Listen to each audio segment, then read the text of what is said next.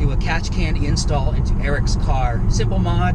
I know I did my catch can install a few weeks ago or so. Didn't really do video of it, but I figured since we're doing Eric's car, it'd be a great opportunity to show you the process as best I possibly can.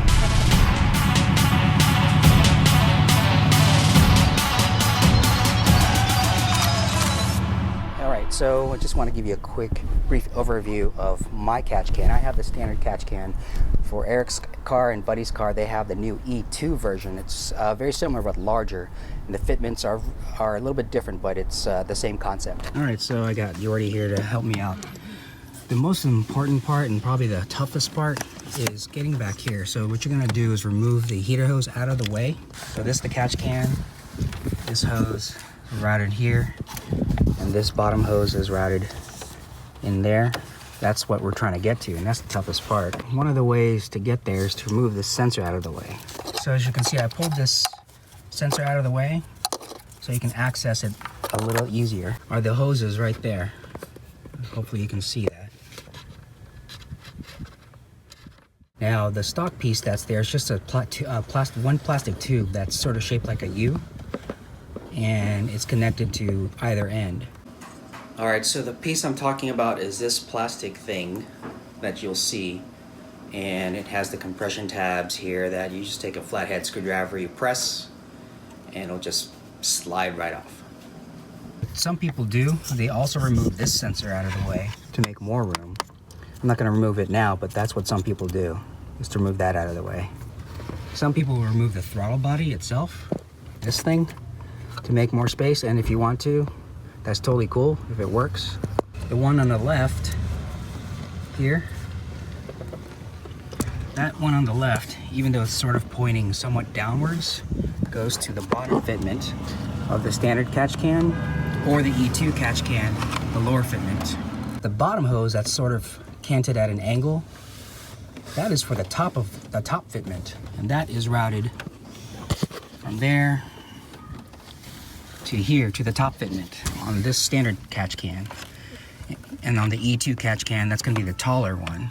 Now as far as the routing of the hoses, I just have it kind of routing behind, on the others, behind this big sensor here, and the other hose, that angled hose, routing on the other side of the sensor here. The key is to not let any of the hoses touch the timing belt. So however you wanna do it, however if you see fit, make it work. Some people go around the heater hose. I chose to go under the heater hose.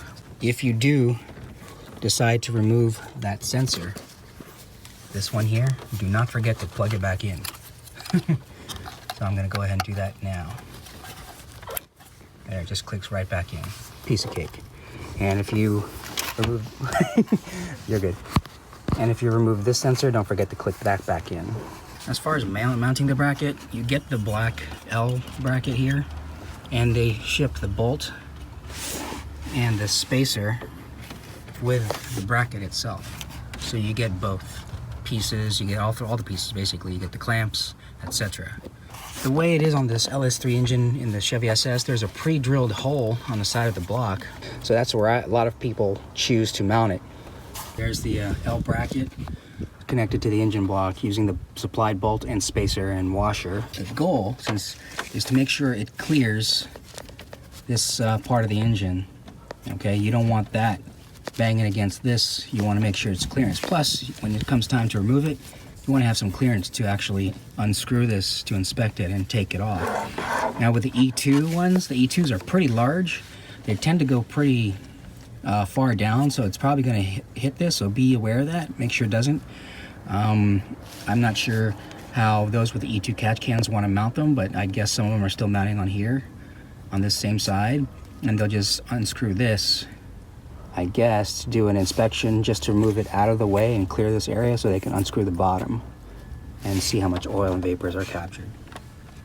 So hopefully that makes sense. So let's get started on Eric and Buddy's car. Eric has the E2 catch can, but Buddy has the same catch can, the standard one like mine. He has a blue one. Let's go check it out. I cut it at an angle, so I got this on there. Okay. But then the hose isn't fully filling up the inside of this, and then it only stops, like right here. Okay. And then you can thread it on to the rest of the way. Now I'm in the middle of actually editing this video that you are watching as we speak, and the process is the same when it comes to mounting the catch can into the engine. So I wasn't going to explain the whole thing on video again as we did Eric's car and Buddy's car. But what I do need to explain is these fitments. Fitting each hose into the lower fitment and a hose into the taller fitment, the upper fitment, like I kind of indicated earlier in the video, was a tough challenge because we couldn't figure out why it wouldn't fit. I mean, we thought maybe the hose that was shipped was wrong, that it wasn't the right size, or we were using the fitment wrong. I don't know we couldn't figure it out right away. But then we discovered one very simple solution.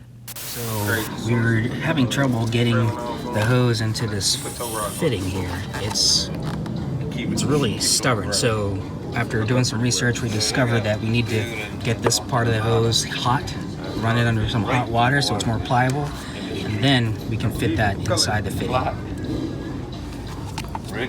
Maybe even a heat gun might work, just to get it pliable. But, we'll see. I don't know. I can't remember. Probably. So, I got the kettle running too.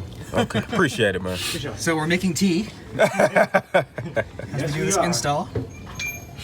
Now we're getting the end of this hose pliable with some hot water. Let's see. All right, you got Buddy catch can installed.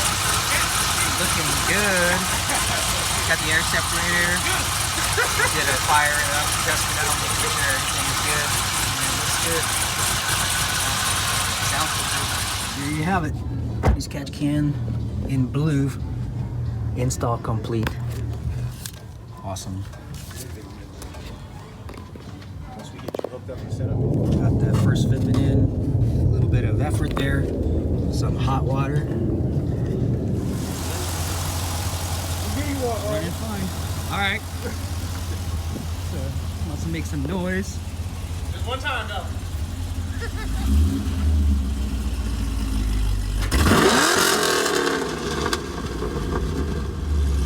There we go. Now that's what a catch can do. Kidding, no. That's awesome. Sounds good. So that was it. Catch cans installed. Okay. Once you get past some of the, once you learn a couple of nuances and quirks, piece of cake. All right. I'm gonna get on Facebook like I'm an expert at it now. There you go. Consult Eric. He'll tell you how to do it.